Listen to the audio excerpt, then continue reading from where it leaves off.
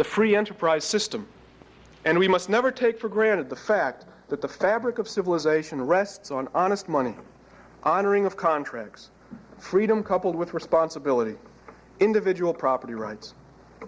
The free market is the best economic system for achieving our ends, consistent with Christian theology. Contrast this view with the comments of the Catholic Bishop of Des Moines, Maurice Dingman. At last year's conference, he sharply criticized the workings of the free market system in Iowa, saying that it has been responsible for driving people from the land. It has led us to allow the harsh forces of uncontrolled competition to drive less prosperous farmers out of agriculture. Our laissez-faire policies, he said, have gone as far as to employ the power influence of government and educational institutions, including land-grant universities, to accelerate the migration of farm families from the land. This should not have been permitted. That policy has been immoral, unethical, unjust, disastrous, motivated by greed, destructive, leading inevitably, as Dr. Norman Borlaug has said, to conditions similar to Central America, where a few people own most of the land. The primary values here seem not to be competition and property rights, but concern for the dispossessed and disinherited. Of course, Dingman is not opposed to individual rights, as Oster is not opposed to charity. But when it comes to the themes that ring out clearest in both presentations, it seems that Dingman has the good of the whole foremost in mind, with the good of individuals following after that, whereas Oster has the good of the individual most prominently in mind, with the good of the whole following hard on its heels. This difference in emphasis will be seen tomorrow in the respective statements of our two Catholic thinkers. On Oster's more conservative side is Michael Novak, stressing the doctrines of the Trinity and Incarnation, and arguing that from them, Catholics receive a strong sense of the importance of the individual and community. He has said that while socialism in theory aims at community, in practice it exhibits itself more as collective than as community. Democratic capitalism, on the other hand, while by no means the kingdom of God, he modestly points out, is designed to encourage the flourishing both of diverse forms of community and of diverse forms of individual life. For Novak, democratic capitalism is the economic system most consistent with Catholic theology. Contrast this emphasis on individual freedom with John Hart's emphasis on communal responsibility and equitable distribution of goods. In his book, The Spirit of the Earth, he points to the biblical affirmation that God suffers with and is one with the oppressed, and claims that this theological principle gives middle-class America food for thought. His themes are harmony with nature, stewardship of land, and care for the poor. Hart is not opposed to private property, individual choice, or the free exchange of goods. What he is worried about is not the theory of capitalism, but its actual practice. In the agricultural sector, he sees it working against many individuals rather than for them. I've got one page left. Hart concludes his book by saying that the consolidation of agricultural lands will eventually lead to higher priced but nutritionally lower, chemically poisoned, and ever more tasteless food. He recommends that we change our image of the land from being a resource to be exploited to being a gift from God, good in itself. We must change from an ideology of dominance of the land to a God-centered sense of relation to the land. We must change from the practice of exploitation to the practice of nurture. He perceives deep structural problems in American agriculture and suggests correspondingly radical solutions: a progressive land tax, progressive estate taxes, farm prices closer to parity, and import quotas and taxes on agricultural products. Novak, on the other hand, has taken strong exception to the idea that capitalism or multinational corporations are the source of our problems. Pointing out that only a minority of our corporations are multinational ones, he has compared the corporation to Jesus, saying that the corporation, like Jesus, has been despised and rejected of men. Again, if I had to consult my crystal ball, I would venture to say that Novak will tell us tomorrow night that democratic capitalism is not the is not the root cause of agricultural problems, but its answer. And now that I've laid out these issues for you, my concluding paragraph. Right now, Americans are deeply puzzled about how best to construct our economic and political worlds. Rural Americans in particular are painfully aware that solutions are needed, and needed now. Yet the solutions are not obvious, and we are far from reaching a consensus about how to proceed. This is a real problem, and it's intimidating to those of us who are not specialists in agricultural economics. But something must be done. What? That's what we're here to try to decide. What you are doing here is very important. Don't fool yourself.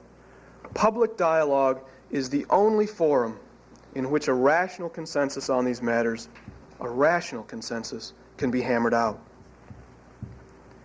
If we allow this sort of dialogue to die, then the decisions will truly be taken out of our hands. In that case, civilization, I venture to say, will be in bad shape. In opening this conference, I welcome you to the sometimes placid, sometimes acrimonious arena of public conversation. Be brave. This is not a place for the faint-hearted or feeble-minded. It is a place for you, and for all of us, and for every American citizen.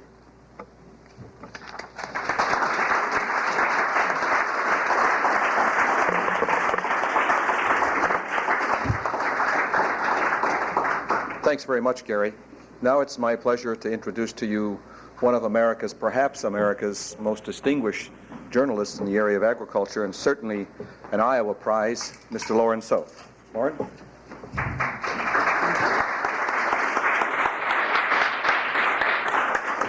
Well, after that introduction, I sort of hate to get up here and let you find out the truth.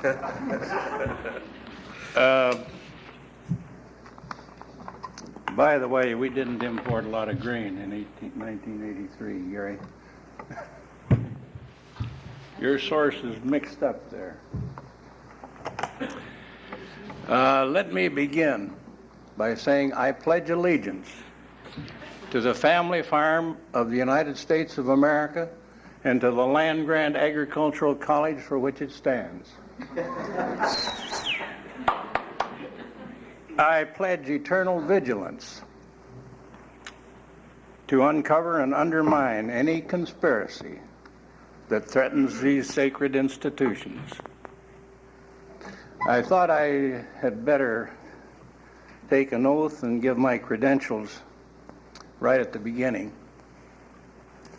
Now, my ancestors, like Gary Comstock's, began farming in Iowa right after the Civil War. It was my grandfather, not my great-grandfather, came to Tama County after he put in a little desultory service in the Union Army. I was told that he fired a rifle only once, and that was on sentry duty, and he killed a cow.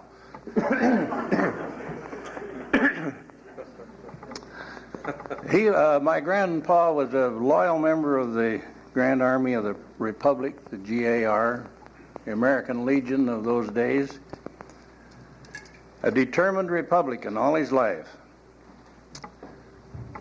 He died before I was born, but so I'm just talking from family legend. Nobody thought about the family farm in those days, in the 19th century. Not really in the first half of the 20th either. All farms were family farms. No one gave a thought to large-scale industrialized agriculture. After all, the plantation owners had been defeated in the Civil War. The Homestead Act and lots of cheap land made it possible for anyone with ambition and energy to get a farm. My great-grandfather, on my grandmother Soth's side, came to Tama County a little before the Civil War, coming out, bringing his family from Michigan in a covered wagon. And he was so lonely, my grandma told me this later, that he felt so lonely that there in Tama County all by himself that he tried to get friends that he knew back in Michigan to emigrate to Iowa. And he offered them land at just the price he paid for it, $1.25 an acre. Farmers in those post-Civil War days had a rough time of it. They suffered a long decline in prices after the Civil War and a rise in the prices of the goods they bought, manufactured goods, whose manufacturers were protected by a protective tariff. But they did see several conspiracies behind their troubles. And several Iowans were rather prominent in these conspiracy theories. The Wall Street bankers, of course, were blamed, and the Lombard Street bankers in London, the railroads, the trusts, and of course all the buyers of corn, wheat, hogs, and cattle. The Greenbackers and the Grange, and later the Populist Party, that was the old Populist Party, took up the farmers' fight for getting rid of the gold standard, creating more money, lowering the tariff, and knocking down those railroad rates. James Baird Weaver of Iowa was the leader in those struggles. He was a member of Congress twice and the candidate for president twice, once as a Greenbacker and once as a populist. He and his compatriots, including William Jennings Bryan, never worried about the security of the family farm or the structure of agriculture as we worry about nowadays. There was just farming on this side and the city guys, mainly bankers, on this side. That's what they were worried about. What created the family farm problem of today? In the last 50 years, as you've been told and you knew anyway, there's been a polarization in our farming structure with a concentration of large-scale industrialized farms at the top and a much larger group of smaller, medium-sized, smaller farms, part-time farms at the other end. The full-time, moderate, middle-sized farm has been squeezed or has been disappearing, not disappeared, but becoming smaller.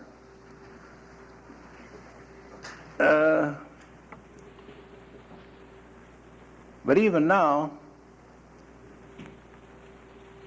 it's sort of hard to define a family farm, because you look at many of these great big outfits like Tyson Chicken Operation, you can call that a family enterprise. It's owned mostly by one family.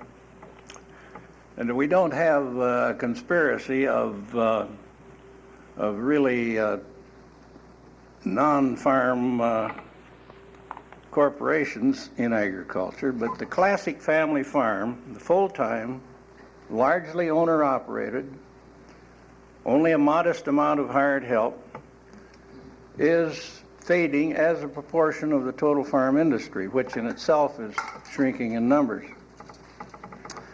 What caused this structural change? Well, you know the answer to that too. General economic development and growth in the economy, most of all, the land-grant college system of research and education in agriculture. If you're looking for conspirators, stop right there. That's your conspiracy. The Homestead Act was followed by the Morrill Act and various other acts establishing this great research and educational system. New technology, which began to flower most vigorously after World War II, saved labor, made big farm units practical where they hadn't been before. Non-farm industry responded in gradually moving into the research and education both, and selling the products for the new technology, machinery, mechanical power, better seeds, chemicals. The farm population changed dramatically in this last 50 years. And not just becoming smaller, dropping from about 30 million people living on farms in the 30s to 5 million today. But in the whole way of farm life, things have changed. We've become urbanized. In my Grandpa Soth's time, in fact, in my father's time, or what am I saying, in my time, there were farmers and the townies, the hicks and the city guys. But now, after World War II, farm people have all the conveniences of city folks for the most part, electricity, phones, TVs, indoor plumbing, go on down the list. They wear the same clothes, see the same movies, buy the same groceries. The farm kids are just as likely to move into other occupations as anybody else's kids. They don't feel obligated to automatically stay on the farm and run the old place. There are exceptions, of course. Families with traditions of keeping the old family farm in the family, but not so many anymore. We're a very mobile society. That includes both rural and farm families alike. Now, I think we've lost something as a society with this change in family-style farming or family-size farming, and this homogenizing of the culture. We've lost some of the virtues of close-knit farm community life. I don't know what to do about it either. Gary Comstock has done a very good job of demolishing the conspiracy theory that bankers and agribusiness and Jews are out to destroy the family farm. But people invariably, when they get in trouble, will try to find villains to blame. It's much easier and more comforting than blaming yourself.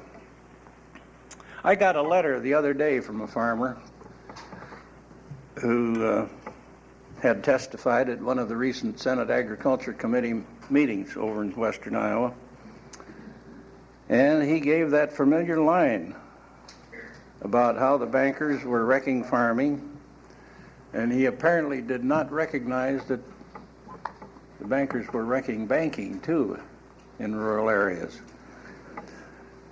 Farmers always have been suspicious of people who handle money. Of course, in this enlightened day, we don't do that. We know this is not warranted. Just look at Wall Street today. There's no evil plot. There's no evil plot to undermine the family farm, as Professor Comstock has ably explained. Instead, it's our cherished institutions of education, government, free enterprise capitalism that have perpetrated this deed.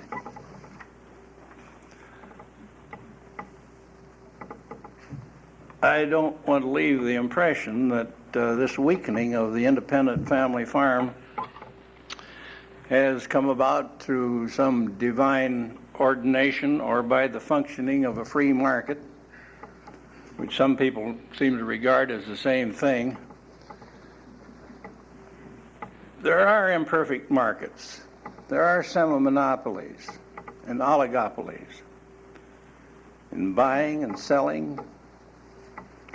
And they do have an advantage which they use against independent family farms, independent business, atomistic farm business units, as well as consumers.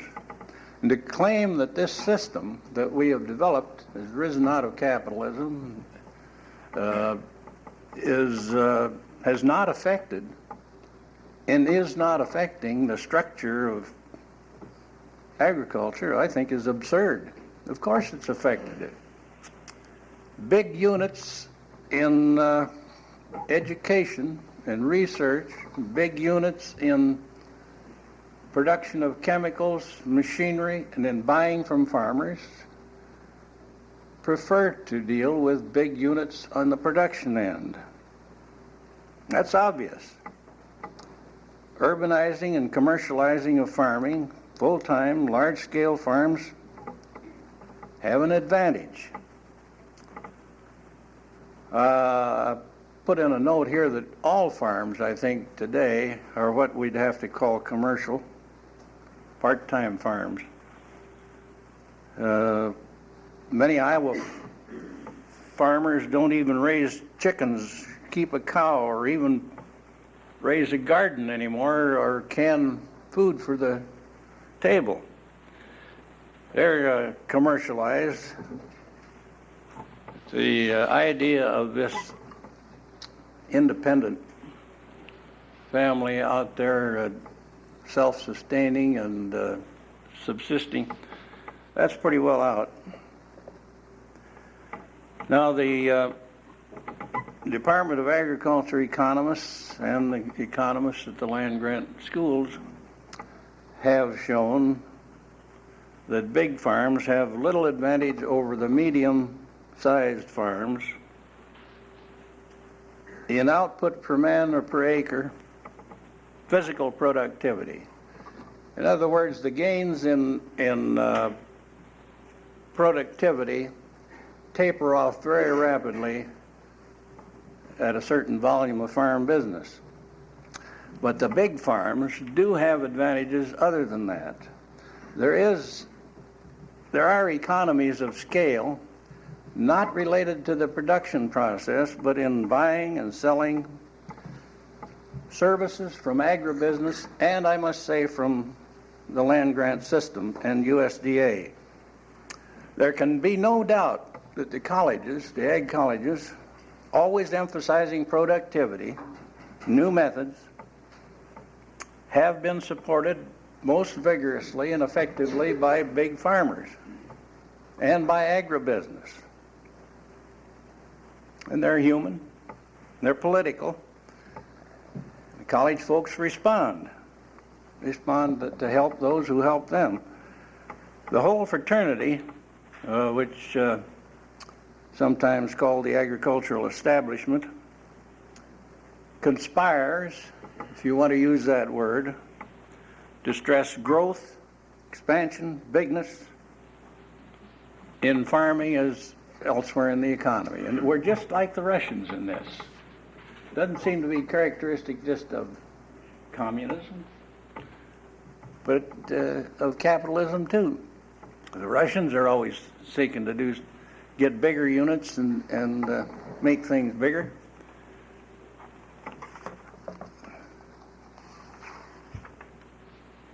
Am I going too long, Mr. Chairman? Go as long as you need, Laura. We've got time.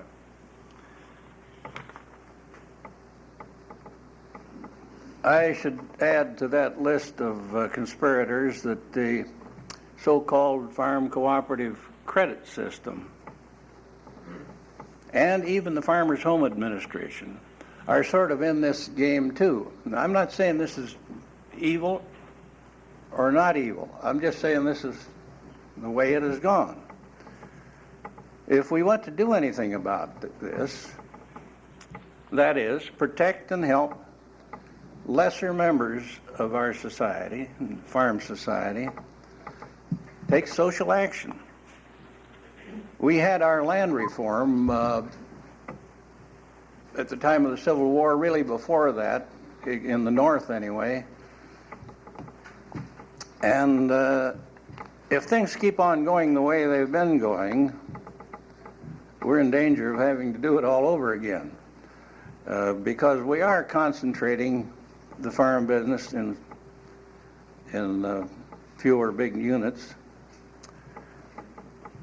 If we want to foster small enterprise farming, there are several things we can do. Maybe it's irretrievable, I don't know. But if we want to avoid too much of this collective farming, it'll take social action at the national level and effective limits on government subsidies for a certain size scale of farming. We haven't done that very effectively, although it's been in the law for some time.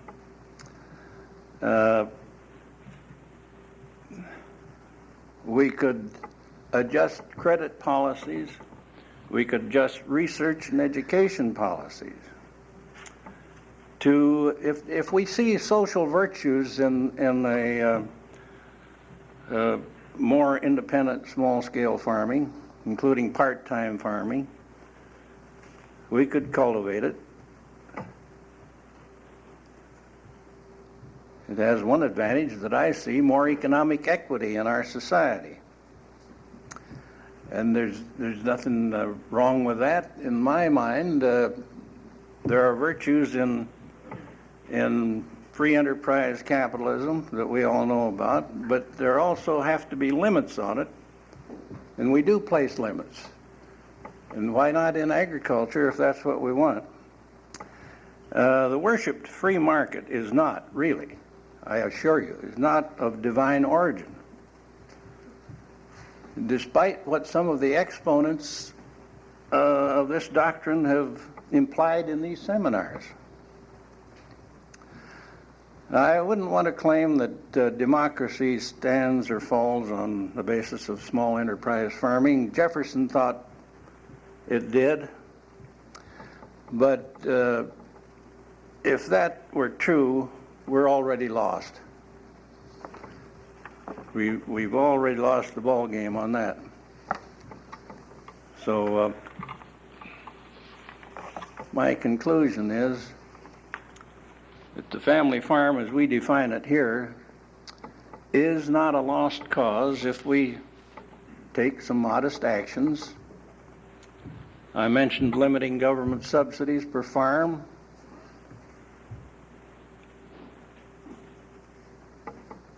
Graduated land taxes don't offend my moral values at all. Such taxes have been proposed here in this state by conservative Republicans, so that makes it legal. Special research and extension services for smaller farm operators and part-timers. Tougher enforcement to curb market manipulators. And they do manipulate. They do. The study that Professor Marion and his colleagues over at the University of Wisconsin have done on cattle buying show rather clearly that there is an impact of concentration of buying fat cattle to affect the price the farmer gets.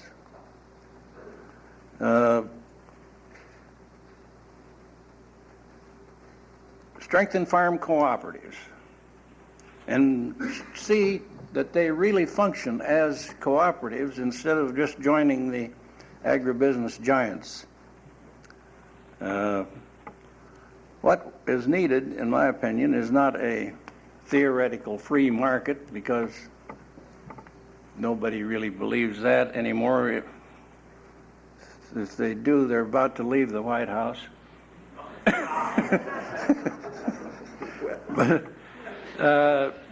But social intervention to prevent the market as it really exists, and we know it exists with all its imperfections, but to prevent it from working itself out into an economic oligarchy and a landed gentry in agriculture. Thank you very much.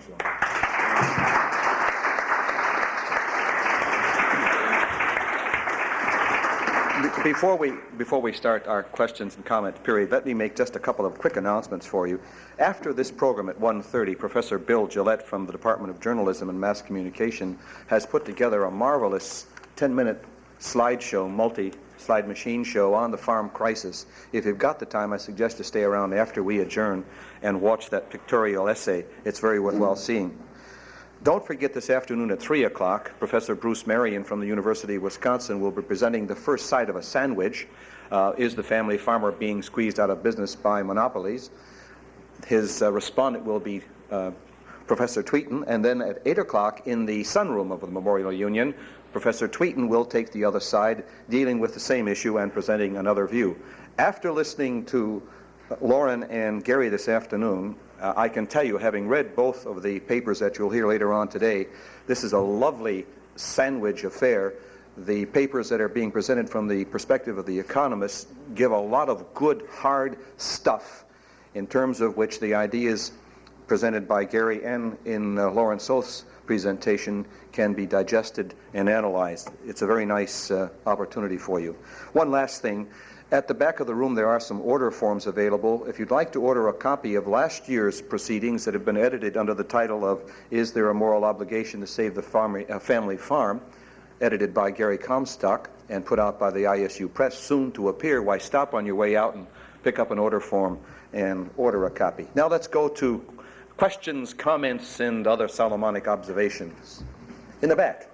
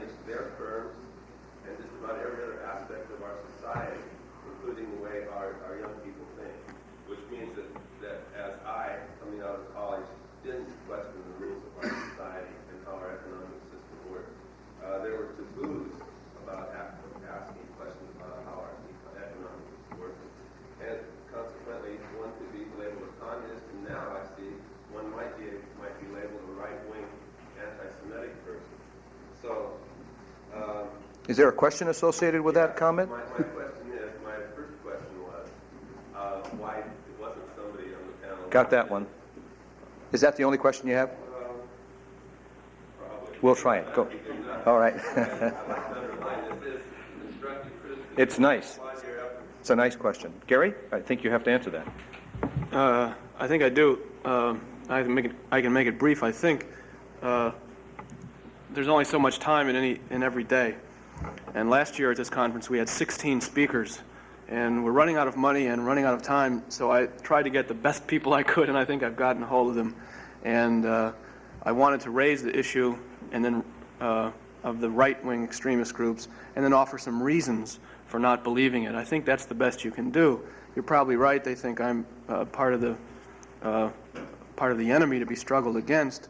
But you see, once you give rational arguments for a position, those arguments have to be answered. And I think I've given reasons for not believing the view and not simply more smoke. That's why we haven't had anyone here. Thanks, Gary. Yes, question here. Well, first of all, if I look in the dictionary, I find conspiracy is a secretive plot. And the Federal Reserve has done everything and told us exactly what they're going to do before they've done it. But your very own Jerry Epstein, in his document on the Federal Reserve, said that the Federal Reserve was organized for the benefit of the bankers at the expense of farmers. And if we're going to continue a public forum with all options, I would suggest that we also get real educated options involved. Vince Rossler, a baker from Huntington, Nebraska, has been studying the economic indicators since the last Depression. And he claims that colleges have stopped teaching hard economics, parity agriculture, since 1945. And anyone having been here before that time is no longer with it. So we really don't get the understanding of what creating our new wealth from raw resources is all about. Is that an option sometime to be discussed?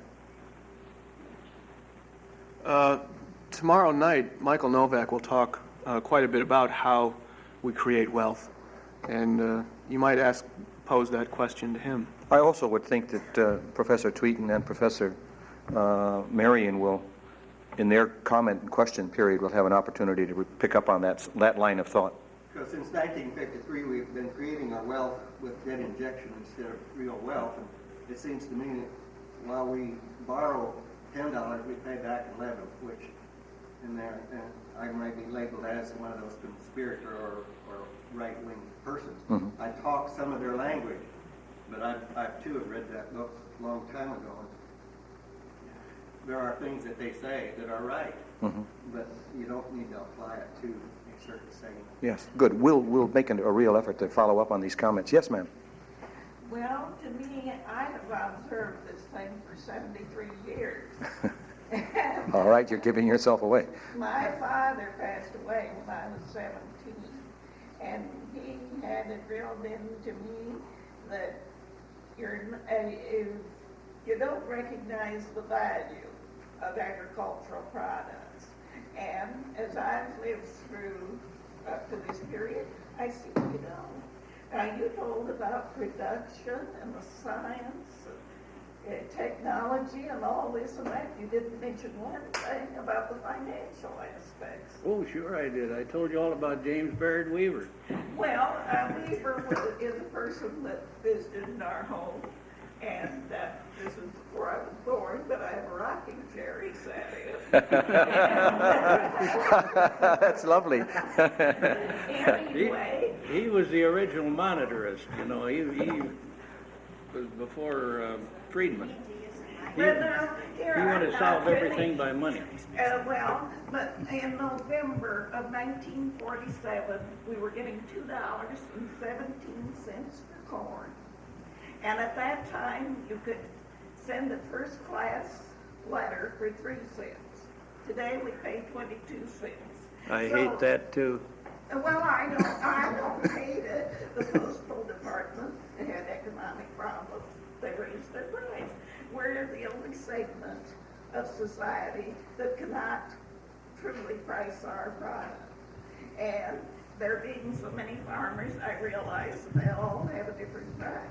But by the same, or by the government, they have a parity price schedule issued every 30 days, I believe, right? Yeah, they calculate a parity price, yeah. Then we have the Board of Trade, which is our downfall when they can sell 20 times what we raise. And Dicker, with communications like they are today, they should be out on it. I'm always suspicious of those guys too, and the ones on Wall Street too. Yes. Well, of course, you know, Here we go. sometimes it's like you really got something, you have something at Wall Street stuff. You're almost as old as I am. Anyway, You remember Carl Wilkin yes, from Sioux City? yes, His 7-to-1 ratio? yes. What do you think that ratio would be now? 33-to-1. Yeah, the farmer is only getting about how much of that now? Well, the point he was making was that at that time, farm income amounted to somewhere 1/7 or 1/10 of the national income, that if you inflated that Yeah. farmer's share, well, then the whole economy would blossom out here That's in proportion. Well, now if you're going to do that, you'd have, it's 33-to-1. Let's go. You had a question here. Yes, I will too salute the flag. I'm an American farmer, and I do not feel as a lesser individual. I might be considered a radical. I am not anti-Semitic, and I'm not a bigot, and I don't think I'm paranoid. Colonel North is a dangerous individual to me. B-1 bomber is a dangerous obstacle to me. The Sergeant York and the Bradley tank. How many in this room think that their lives have not been touched by U.S.-backed drug money in the third world?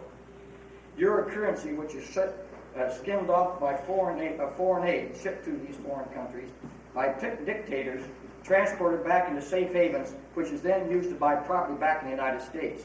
Marcos of the Philippines is a classic example of euro currency.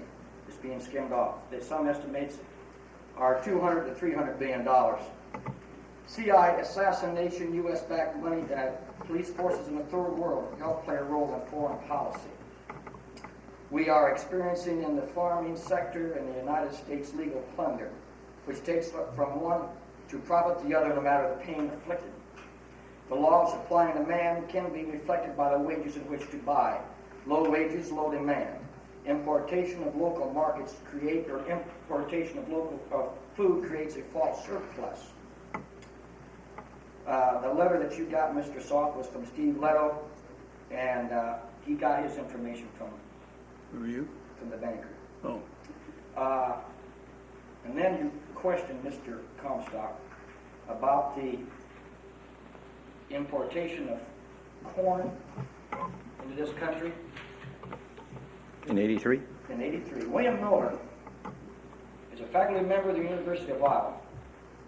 He has written articles in Harper's, American Demographics, Progressive, and numerous trade publications. Intertwined with well-intentioned, if toxic, efforts to save the family farm are some insidious strategies to bleed them until they perish. One needs to begin with the four vast grain cartels that manipulate prices in so many ways that farmers are not completely out of supply and demand formula. Consider 1983, when the government's payment in kind PIC program idled nearly half of all the production acres. That same year, the Midwest was hit with its worst drought in a decade. Yet at a year's end, prices were stable for corn and beans, and the USDA reported there was still a surplus on hand. How could that be? The National Farmers Organization discovered that millions of metric tons of grain were imported by the grain cartels to create an artificial surplus. That year marked the end of tens of thousands of farmers, while a non-farming public fueled over welfare farmers. The same predatory mentality has existed with farm implements and chemicals, as well as with the financial services in the public and private sector.